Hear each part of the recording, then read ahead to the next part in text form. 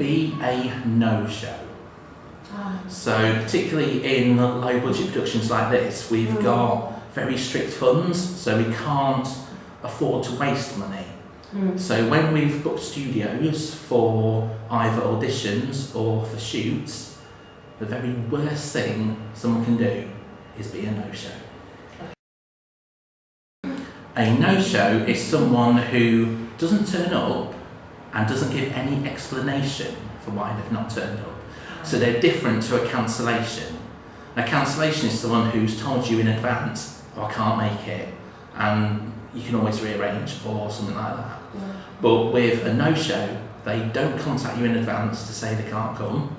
On the day of the shoot, there's no communication, and even afterwards, there's no sort of follow-up. So for example, about a month ago, I had a set of auditions, and we had 4 people who were no-shows. So we had some cancellations, some had to come later in the day, so they had to rearrange it, but they're okay. They're not no-shows. But the no-shows are those who get no indication that they weren't going to turn up.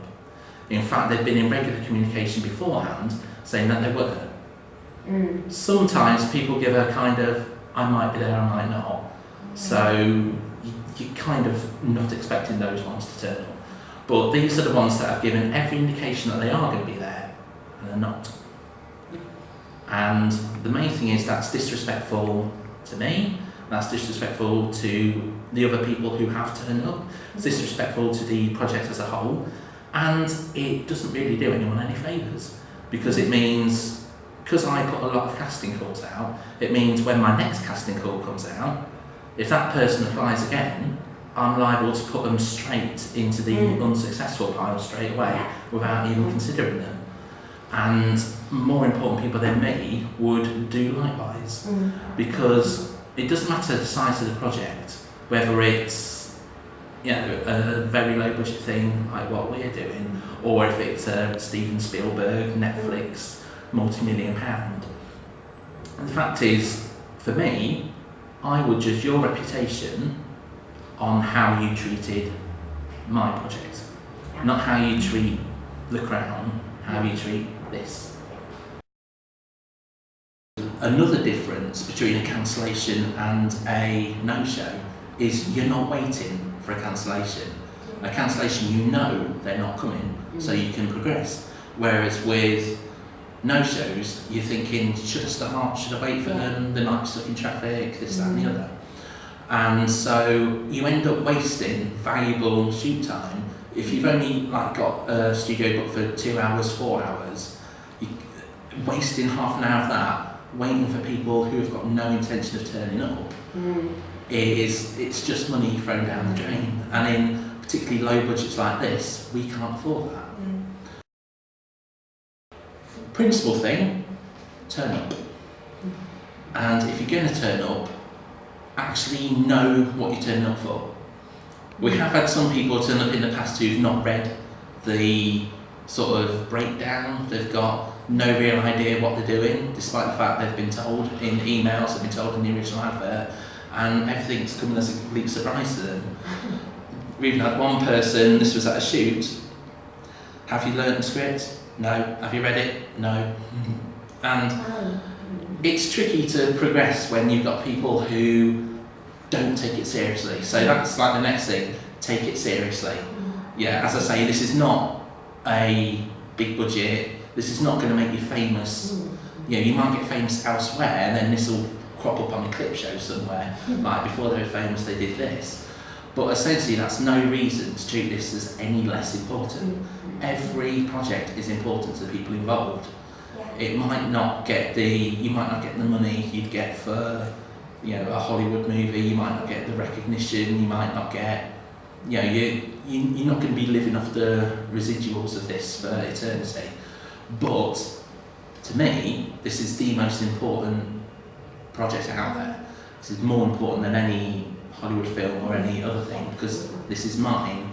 I put a lot of effort into this that people don't see, because in between shoots, in between auditions, in between the production meetings and everything, I've got to keep plugging away to try and get funding.